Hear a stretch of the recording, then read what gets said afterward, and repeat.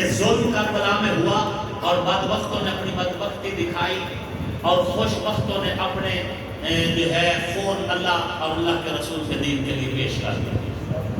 اسی طرح نا لیکن کربلا کی دھرتی پر اللہ نے پردے داروں کے پردے محفوظ رکھے. ان کے پردے سیدہ سکینہ سلام اللہ علیہا ان کی چادر ان کا پردہ محفوظ رہا. سیدہ زینب سلام اللہ علیہا ان کی چادر ان کا پردہ محفوظ رہا. ہم منبر پر بھی چادر زہرا کی بات کرتے ہیں.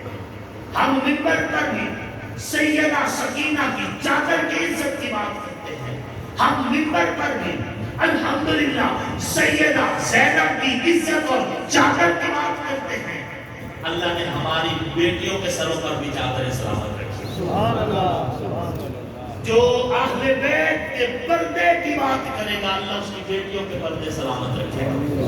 اور جس نے منبر پہ کھڑے ہو کر اپنی تقریر کے ذریعے زینب پاک کی چادر اتاری لفظوں کے ساتھ, سیدہ سکینہ کے سر سے چادر اتاری اپنی تقریر کے لفظوں کے ساتھ, اسی کی بیٹی کے ٹاپ پہ ننگے سر ناچتی ہے. اللہ نے ہماری بیٹیوں کے پردے محفوظ رکھے. اہل بیت کی گستاخی کی سزا نقد ہوتی ہے. الحمدللہ اللہ کا کرم ہے, ہمیں حضور کی ہم نسبت سے پیار. اور میں کہا کرتا ہوں اللہ مرتے ہوئے کلمہ نصیب نہ کرے اگر اس دل میں رتی بار رسول کی دشمنی ہو جائے. ہم کون ہوتے ہیں, ہماری کیا اوقات ہے, ہماری کیا حیثیت ہے, ہم ان سے دشمنی رکھیں جن کے لب حضور نے چوسے ہو, جنہوں نے حضور کے لب چوسے. ہماری کیا اوقات, ہم اس خاندان کے ساتھ منافقت کریں جس خاندان نے اپنا پورا کنبہ نبی کے دین کے سوا. ہماری کیا اوقات جس علی کو حضور علیہ السلام فرمائے انت اخی فی الدنیا والآخرہ, اس علی سے ہم نفرت کریں. حضرت مولا علی ہو یا حضرت مولا علی کی جتنی آل اولاد ہے, ہم سب کو اپنے ایمان کی معراج کہتے ہیں. بے شک کربلا میں جن لوگوں نے ظلم کیا, یزید کو باندری نے کاٹا اور پھر چوڑ چوڑ کے مرا. بات سمجھ آ رہی ہے؟ میرے لفظوں پہ غور کریں. ذلت کی موت مرا, چوڑ چوڑ کے مرا. خولی دردناک موت مرا. شمر انتہائی ذلت والی موت مرا. اور یہ شمر کون تھا؟ آپ کو اگر نہیں پتا تو یہ سن لیں. یہ شمر جب جنگ صفین ہوئی, جو منافقوں کی وجہ سے مولا علی اور حضرت امیر معاویہ کے درمیان جنگ کروائی گئی, اس جنگ میں یہ شمر حضرت علی کی جانب سے سپہ سالار بن کر آیا ہوا تھا. اور پھر یہی شمر یہی لعنتی حسین کے خلاف بھی نکلا. ایسے منافق تھے جنہوں نے اس وقت بھی جنگ کروائی اور تب بھی کروائی. ہم حضرت عمار کو بھی سلام عقیدت پیش کرتے ہیں, عمار ابن یاسر کو. ہم حضرت زبیر ابن عوام کو بھی سلام عقیدت پیش کرتے ہیں. عمار بن یاسر بھی صحابی رسول ہے, کسی کی پراپرٹی نہیں, اسلام کی عظیم شخصیت ہے. اور زبیر ابن عوام بھی صحابی رسول. اور حضرت زبیر رضی اللہ عنہ جب شہید ہوئے, ایک بندہ مولا علی کے پاس آیا, آ کر کہنے لگا یا علی مبارک ہو. فرمایا کس بات کی مبارک؟ کہنے لگا زبیر کو قتل کر دیا ہے. حضرت علی نے فرمایا تجھ پر لعنت ہو, تجھ پر لعنت ہو, میرا چچا زاد مار کے مجھے مبارکباد دیتا ہے. حضرت زبیر بھی زندہ باد, حضرت عمار ابن یاسر. بات سمجھ آ رہی ہے؟ شمر دردناک موت. ابن زیاد مختار سقفی کے ہاتھ کو قتل ہوا, اس کا ساتھ تن سے جدا ہوا تھا.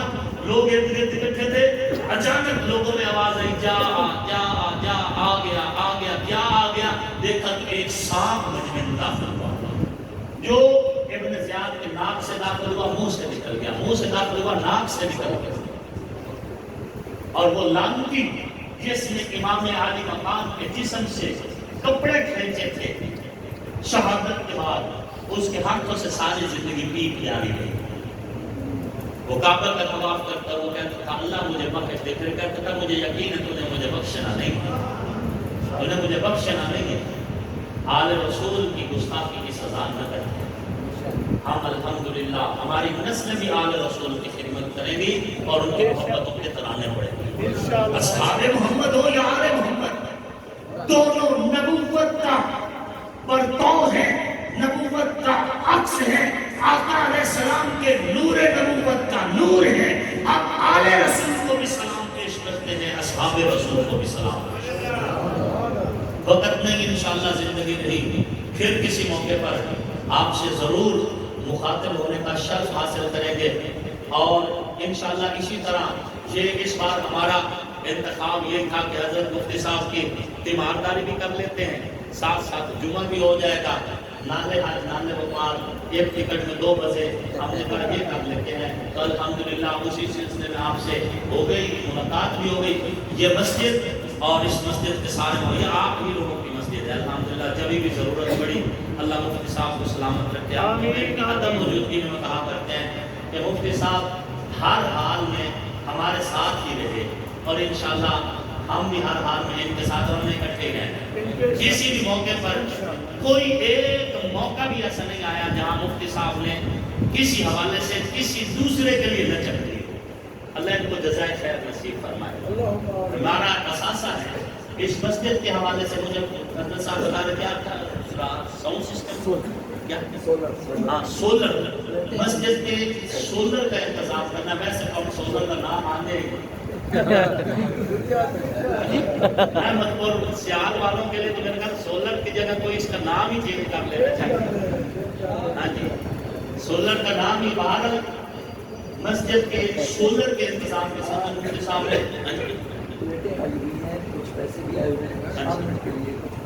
اچھا سولر پلیٹوں کا انتظام بھی مفتی صاحب فرماتے ہو گیا ہے، باقی کچھ انتظامات بھی ہو گئے، مزید کچھ انتظام کے لیے مجھے مفتی صاحب نے یہ کہا تھا کہ آپ نے ان کو چندہ لینا نہیں ہے، ان کو یہ بتا ضرور دینا ہے کہ مسجد کی ضرورت ہے۔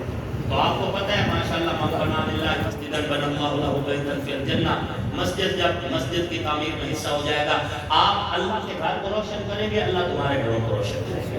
میں آخری بات کہہ کے اجازت چاہتا ہوں، آپ دیکھیں جب خانہ کعبہ کو تعمیر کیا گیا، خانہ کعبہ تعمیر کر کے حضرت جبرائیل علیہ السلام کے پاس جو باقی پتھر بچا، حضرت جبرائیل نے اسے اپنے ہاتھوں پہ رکھ کر مسلا، وہ ذرہ ذرہ ہو گیا، پھر ہاتھوں پہ رکھ کر پھونک ماری، اس پتھر کے ذرات کائنات میں جہاں جہاں گرے وہیں اللہ کی مسجد بنتی جاتی ہے۔ اس لیے مساجد کو کعبہ کی بیٹیاں کہا جاتا ہے، اسی لیے کہا جاتا ہے۔ تو یہ مساجد جو آپ اللہ کے گھر کو روشن کریں گے، اللہ آپ کے گھروں کو روشن کریں گے۔ تو اس کے لیے آپ نے پوری کوشش کرنی ہے، پوری ترتیب